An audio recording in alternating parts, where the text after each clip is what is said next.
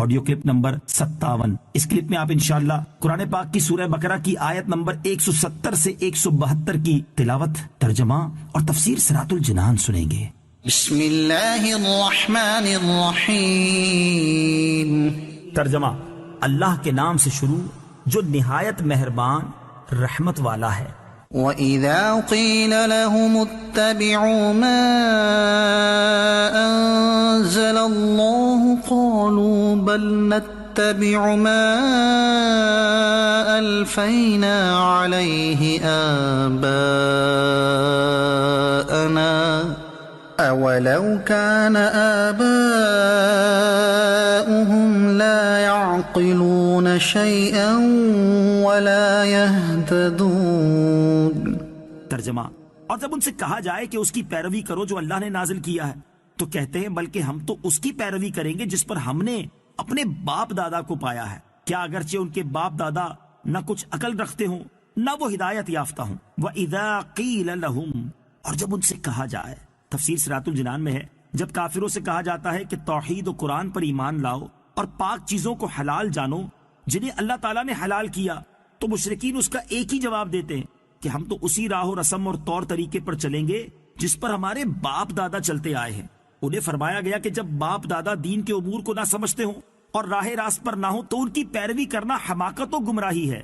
باپ دادا 40 سال کی عمر پہنچ کر خودکشی کرتے ہوں تو کیا اولاد بھی 40 سال کی عمر میں خودکشی کرے؟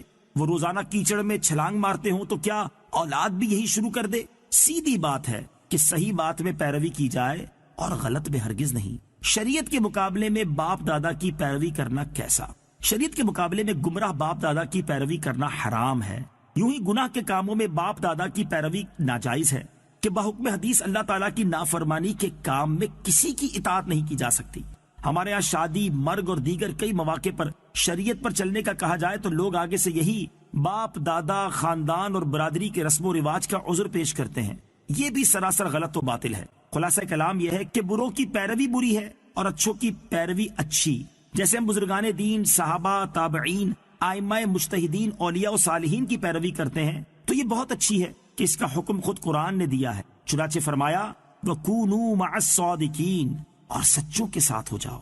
ہر نماز میں بزرگوں کی پیروی کی دعا مانگنے کا فرمایا۔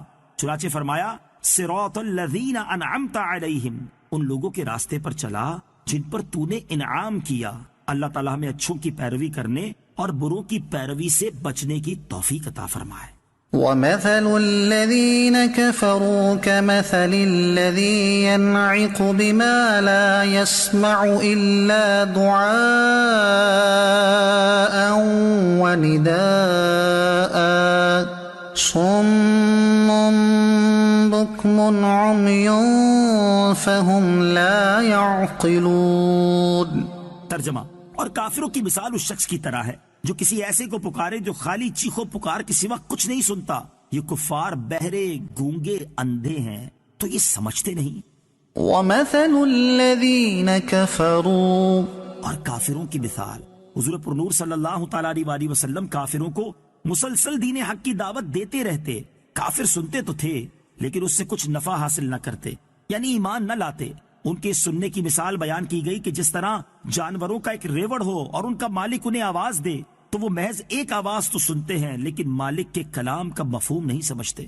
یوں ہی کافروں کا حال ہے کہ حبیب خدا صلی اللہ تعالی علیہ وسلم انہیں حق کی طرف بلاتے ہیں، یہ ان کا کلام سنتے ہیں لیکن جواب میں جانوروں جیسا طرز عمل ظاہر کرتے ہیں۔ ایسے آنکھ، کان، زبان کا کیا فائدہ جس سے کوئی نفع نہ اٹھایا جا سکے؟ اس اعتبار سے تو یہ بہرے، گونگے اور اندھے ہیں۔ اس آیت میں کچھ درس ہمارے لیے بھی ہے کہ دعوت و تبلیغ، واعظ و نصیحت، قرآن و حدیث، اصلاح و تفہیم کے باوجود جو طرز عمل ہمارا ہے وہ بھی کچھ سوچنے کا تقاضا کرتا ہے کہ اس اعتبار سے ہمارے آنکھ، کان بھی کھلے ہوئے ہیں یا نہیں۔ یا ایہا الذین آمنوا کلوا من طیبات ما رزقناکم واشکروا للہ ان کنتم ایاہ تعبدون۔ ترجمہ، اے ایمان والو، ہماری دی ہوئی ستھری چیزیں کھاؤ اور اللہ کا شکر ادا کرو اگر تم اسی کی عبادت کرتے ہو۔ واشکروا للہ، اور اللہ کا شکر ادا کرو۔ تفسیر صراط الجنان میں ہے اللہ تعالیٰ نے ہمیں کھانے سے منع نہیں فرمایا بلکہ کئی مقامات پر رزق الہی کھانے کا بیان کیا، جیسے سورہ بقرہ آیت 168، سورہ مائدہ 87 اور 88، سورہ آراف آیت نمبر 31 اور 32، اور سورہ نحل کی آیت نمبر 114 وغیرہ۔ الغرض اس طرح کی 20 مقامات ہیں جہاں رزق الہی سے لطف اندوز ہونے کی اجازت دی گئی ہے۔ صرف یہ شرط لگائی ہے کہ حرام چیزیں نہ کھاؤ، حرام ذریعے سے حاصل کر کے نہ کھاؤ، کھا کر غافل نہ ہو جاؤ، یہ چیزیں تمہیں اطاعت الہی سے دور نہ کر دیں، کھا پی کر اللہ عز و جل کا شکر ادا کرو۔ چنانچہ فرمایا اور اللہ کا شکر ادا کرو اگر تم اسی کی عبادت کرتے ہو۔